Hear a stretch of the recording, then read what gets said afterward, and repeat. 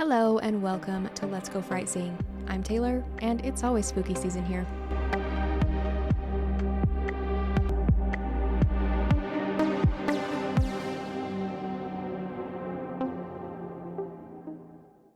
There is some spooky shit happening in New Hampshire, and I'm here for it. Hello and welcome to day 2 of the 12 Days of Creepmas, where we are going to talk about 12 creepy Christmas creatures every day until Christmas.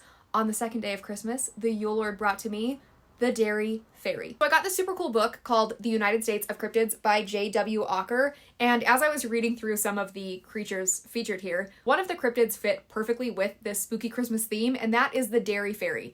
Not dairy like cows, and unfortunately not like dairy girls, but Derry, New Hampshire, which also happens to be Pennywise the Clown's hometown. Also in New Hampshire, Betty and Barney Hill experienced one of the most well-documented UFO abductions in history. There is some spooky shit happening in New Hampshire, and I'm here for it. Interestingly enough, the Derry Fairy is put into the alien category of cryptids and was first spotted in December of 1956 when a man named Alfred Horn made a very strange discovery. I'm not sure why it's put in the alien category, but that's what it says in this book, so that's what we're going with. Alfred was in his mid-70s when he meandered out into the woods on his property on Berry Road in search of the perfect Christmas tree.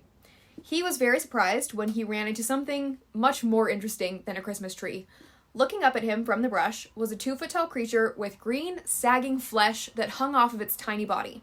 It had a domed head, droopy ears, and large, filmy eyes. Strangely enough, it didn't have any hands at the end of its little limbs, just kind of lumpy little stumps. It sounds like he melted, but also kind of darling. This little lad looked up at Alfred, and Alfred looked down at him, both surprised to see one another. Also, really quick, this little dude doesn't sound like any fairy I've ever heard of, and the author of The United States of Cryptids says that this is because the word fairy has become kind of a catch-all term to include things like gnomes, goblins, and trolls. Fair enough. The Derry troll just doesn't roll off the tongue. Alfred did what any old man would do, and he tried to catch the Derry Fairy for 2 reasons. 1, because he knew no one would believe him without proof, and 2, he hoped that discovering something like this would bring him fame and fortune. You know, dream big. Oh, he made a lunge at the small creature, who was not about to let a giant man take him anywhere. The Derry Fairy let out a loud, piercing screech, which was enough of a distraction that he was able to run away from Alfred and into the forest. Alfred didn't follow him any deeper into the woods, and in all of the excitement, he forgot why he even went into the woods in the first place. Alfred kept this secret for a few years until 1962, when he wrote a letter to a man named Walter Webb. Walter Webb was an astronomer who worked at the Hayden Planetarium at the Boston Science Museum and was a member of many UFO groups. And a very interesting twist, Walter Webb was also part of the group that interviewed Betty and Barney Hill after their alleged abduction.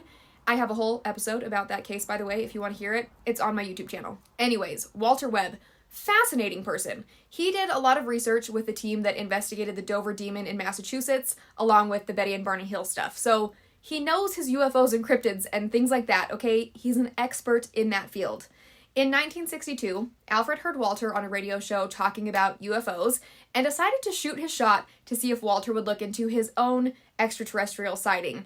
Sadly, Walter had bigger cases on his plate than a little green man that only one person had ever seen, so the Fairy of Derry on a road called Berry has remained a mystery all of these years.